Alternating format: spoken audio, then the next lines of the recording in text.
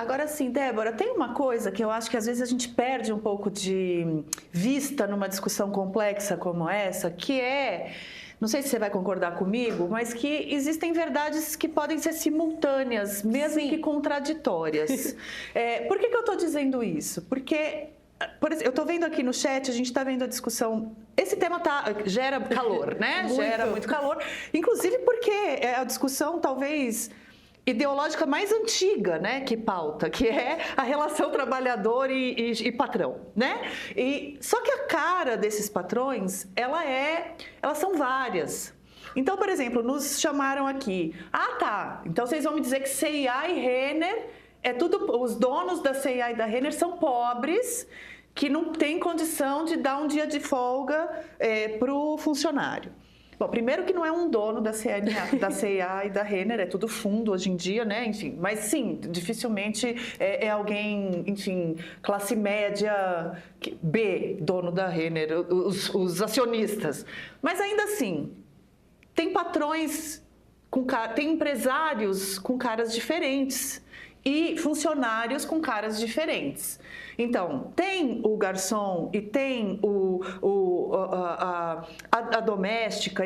A doméstica é outro regime, né? Mas tem, enfim, a manicure, o atendente de caixa. O atendente de caixa, que é um tipo de trabalhador. Tem o trabalhador sindicalizado do pouco que resta de indústria no Brasil ainda. Tem também. Tem o eventual CLT agrário numa empresa muito grande, numa JBS, por exemplo. Não vamos falar que a JBS é um pequeno empresário. Não, definitivamente. E eles têm funcionários CLT e não sei se usam ou não. Eu peguei um exemplo aleatório aqui na minha cabeça. Então, assim, tem muitos perfis diferentes de trabalhador e de patrão.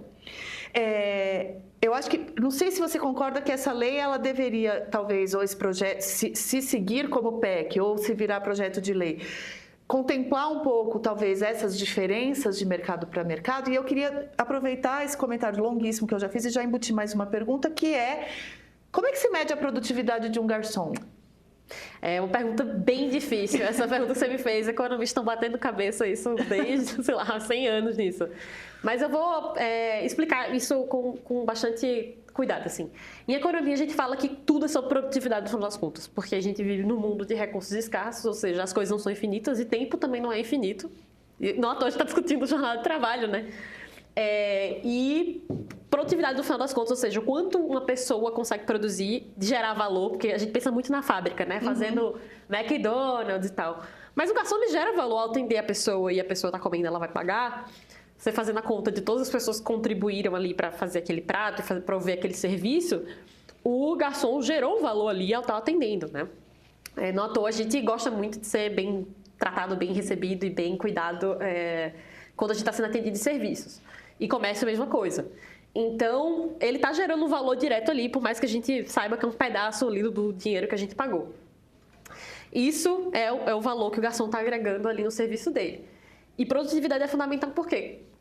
Eu estou retomando porque é bem importante, se o público entender isso, fiz meu trabalho, que é, na medida que a gente consegue fazer com que o brasileiro, que é o cara, vale dizer, o pessoal acha que quando a gente fala que a produtividade baixa, a gente está querendo dizer que o brasileiro é preguiçoso. Ele não é preguiçoso.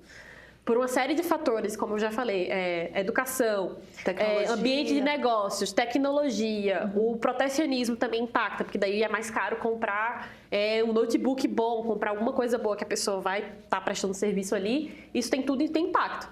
Então, quando a gente fala que o brasileiro tem uma produtividade baixa, quer dizer que apesar de todo o seu esforço, ele está produzindo pouco por hora trabalhada.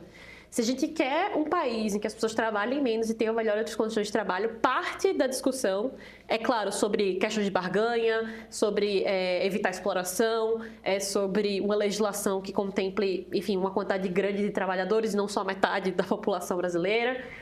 Mas também a gente conseguir criar as condições estruturais da economia para que o trabalhador ele consiga, de fato, produzir mais, que o garçom seja um melhor garçom, ele seja mais eficiente, que a pessoa que está lá atendendo caixa, ela seja mais ágil, ela consiga, não perca muito tempo ali procurando o código da fruta e demorando ali na fila, por exemplo. Né? Você toma um exemplo para ilustrar.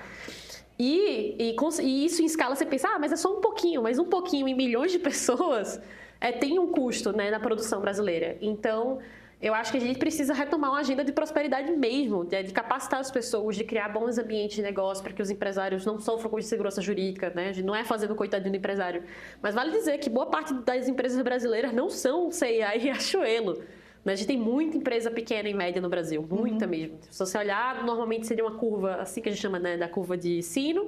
No Brasil, a cauda ali das pequenas e médias empresas ela é bem mais gordinha. E esse setor emprega mais. Emprega bastante, que o Brasil é basicamente serviços e comércio, né? Então, assim, eu acho que a gente precisa, e eu foco muito nisso, a gente não pode deixar que a discussão da semana, que é importante, precisa acontecer, tira o foco da gente de continuar pressionando por uma agenda realmente de crescimento e prosperidade para que o trabalhador, seja agora, na semana que vem ou no futuro, consiga produzir mais e aí trabalhar menos também.